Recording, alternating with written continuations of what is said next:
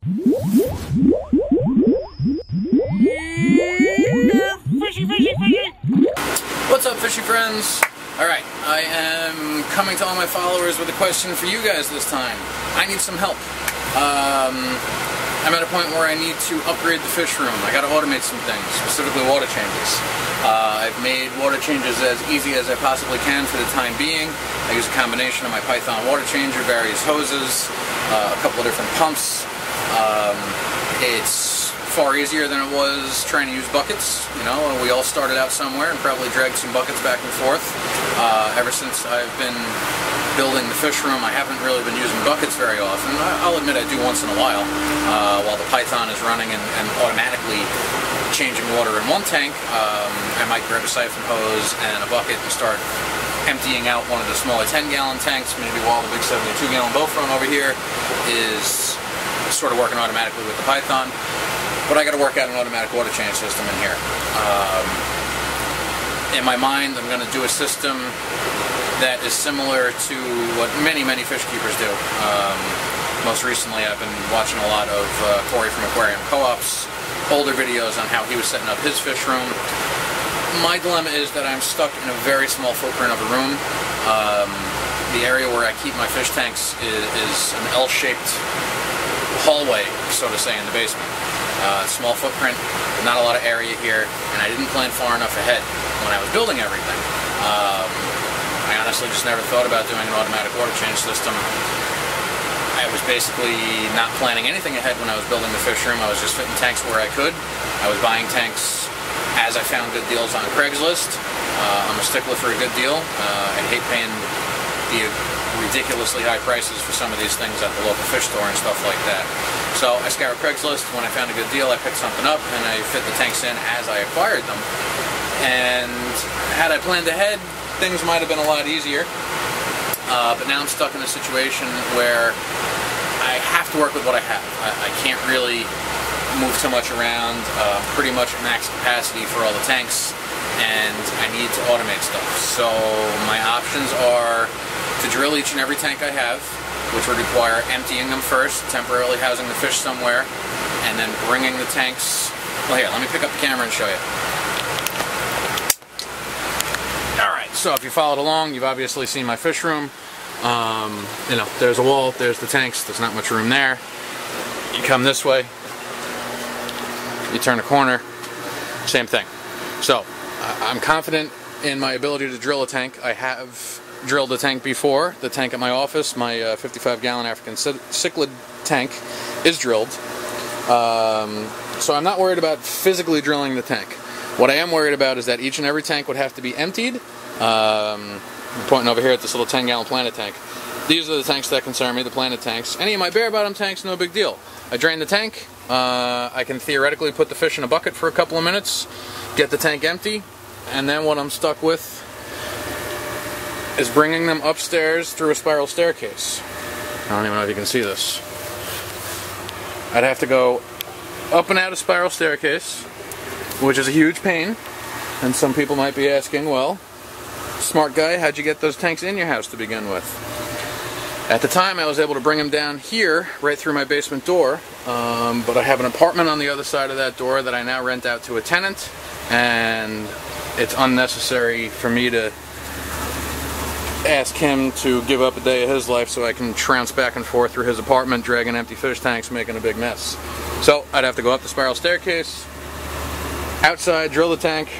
I could take that opportunity to paint a few tanks that I haven't painted, drill the tank, bring it back in, and then work on all the plumbing to figure out drain lines as well as incoming fresh water lines. Now therein lies problem number 2.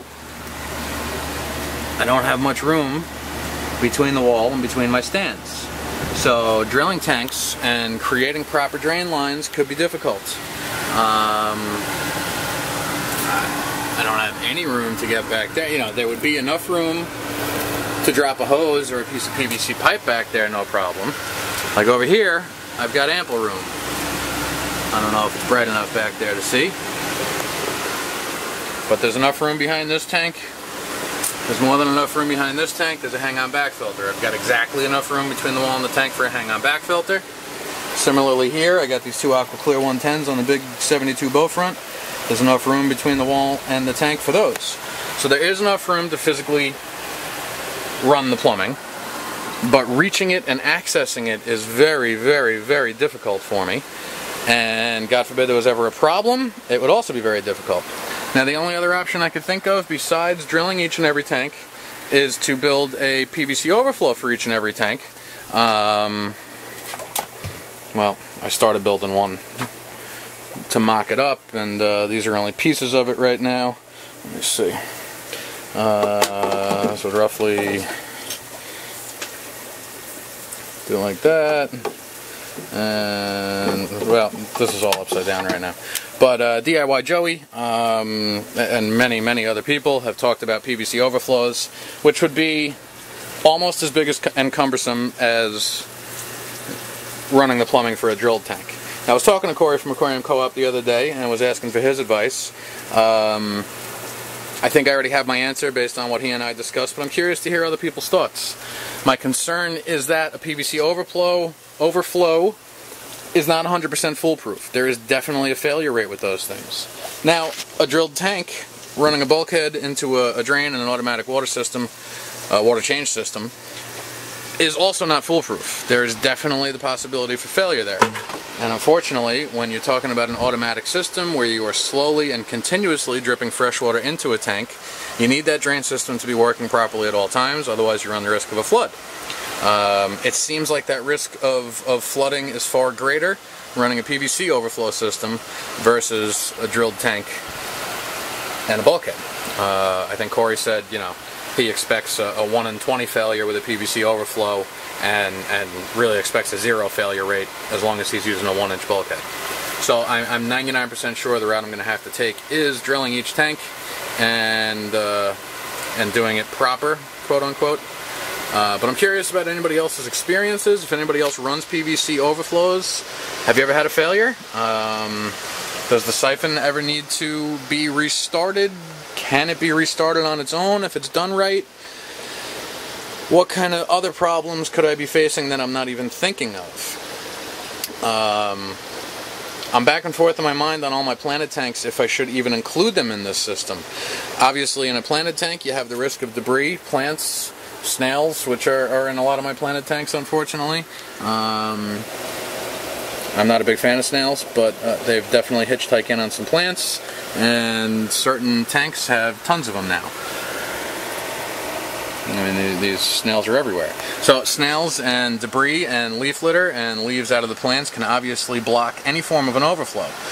You get a big chunk of a leaf blocking the intake of a PVC overflow, and you continue to drip in fresh water, and the tank's just going to overflow over the side instead of through that PVC overflow. Similarly, with a drilled tank and a bulkhead, you get a piece of leaf or something there that blocks the bulkhead, and you get the same problem. The incoming water is not going to be able to exit properly, and you run the risk of flooding your room, flooding your house, overflowing the tank. Could be a little problem, could be a big problem, depending on how soon you catch it. I am on a cement slab floor here. There is a floor drain, but the only floor drain in the whole room is all the way over here. Underneath the mat here, I actually run the line for my dehumidifier down there. Now that is what I'm going to have to access in order to drain any of that water, be it from a PVC overflow or from a bulkhead. And my other problem is I don't have a clear path to run for most of the tanks. So my idea would be to run quasi-sumps.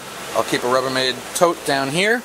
These two tanks would overflow into a tote, and I would have to have some kind of pump to then pump the water out of that tote back over to either the floor drain over there or the utility sink. I suppose for the summertime I could run it right out the window and water the lawn that way. That won't work for the winter. These tanks over here, any tanks that I hook up to an automatic system can be drained right down there. And the same thing, any tanks back on this wall, I'm probably going to have to go into a quasi-sump over here and then use a pump to allow that water to exit another way. So anyway guys, I'm curious to hear your thoughts, opinions, advice, anyone who's done this, anyone who's talked to anyone else who has done something similar, whether you have one fish tank or 100, a fish room, or just a fish bowl. Any advice is appreciated. So let me know what you guys think, and hopefully one day I'll be shooting a video soon on how I'm handling this project. Something I've been thinking about for quite a while, and it's one of those things that will save me a ton of time in the long run, but finding enough time to dig in and do a project like this right now seems almost impossible. Life gets in the way, especially this time of year. That's sort of the motivating factor I have to do a lot of this, though, because life gets in the way for me to do my normal maintenance, and having things automated would definitely make life easier. Alright guys, comment, rate, subscribe, let me know what you think, and I will talk to you guys later.